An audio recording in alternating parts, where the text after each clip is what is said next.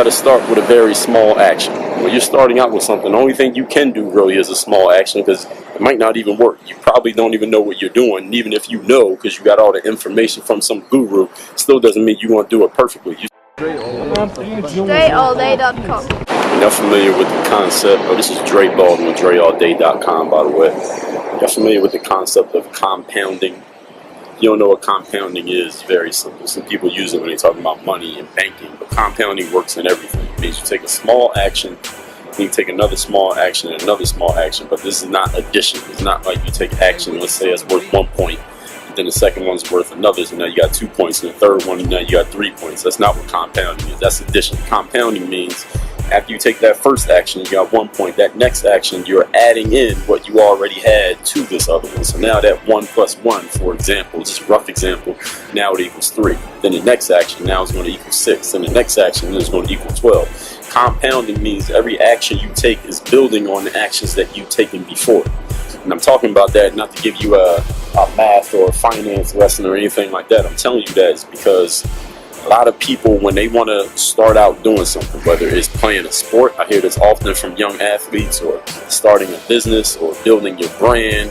Maybe you want to start a podcast, make YouTube videos, write a book. Anything that people want to do is that they start looking at people who are already doing it. Maybe that's who inspired them, or maybe that's who they want to use as, like an example, or not inspiration, but as like someone who they can follow. Like, all right, this person did it this way, and they said this is the way I lay it out, this is the way I schedule my work. So now you want to follow that person, and that's cool. But what happens is people start to feel overwhelmed. They start to feel overloaded because they're looking at this person like, damn, they did all this, and their book was this good, and their videos are that great, and the stuff that they say is so on point, and I can't do that. People start looking at other people and saying, I can't do it. Young athletes will come to me, somebody will come to me 13 years old, like, well, Dre, I want to play in the NBA. How do I make sure that I stay on course for making it? I'm like, dude, why don't you make the team in high school first before you start worrying about the NBA?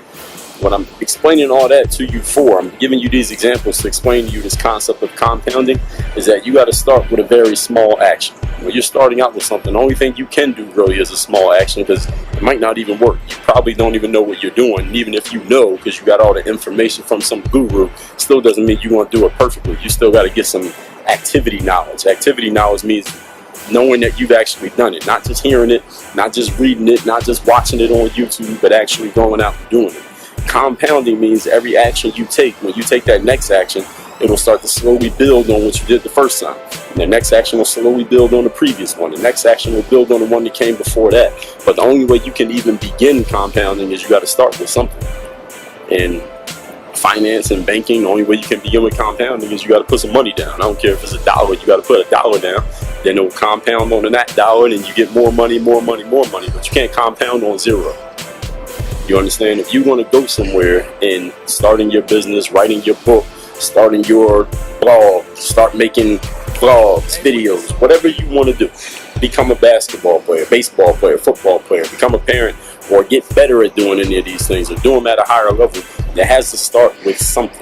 You got to start with doing a little thing, and then you got to keep adding to the little things. See, compounding doesn't work if you're not going to add anything to it. Or it does work, but it's not going to it's not going to work the way you want it to work. It's not going to happen fast enough for you to actually enjoy it. So if you're going to enjoy it, you put a little bit in, and this is talking about your effort. It's talking about your focus, paying attention, your energy. Put a little bit in, and put a little bit more in, and put a little bit more in. You're constructively building on your business, on your idea, on your dream, on your goal. But you can't do it with nothing. The point that I want all of you to get, especially those of you who are looking at someone who may be far ahead of you because they've been doing it longer than you, because they may just be better than you because they've been doing it longer than you, they put in more work because they've been around. When you weren't around, they were doing this. When you were doing something completely different, you don't have to catch up to them in one day. You're not going to catch up to them in one day. And even if you do, it's not going to last because you haven't really put the work in. You haven't laid the foundation. All you got to do is start the compounding process by doing a little bit today, a little bit the next time, a little bit the next time. And just keep giving that little bit. Eventually, you're going to have so much. You're going to slowly build your fill in the blank, whatever you want it to be. But you got to start with something. Start today. Work on your game.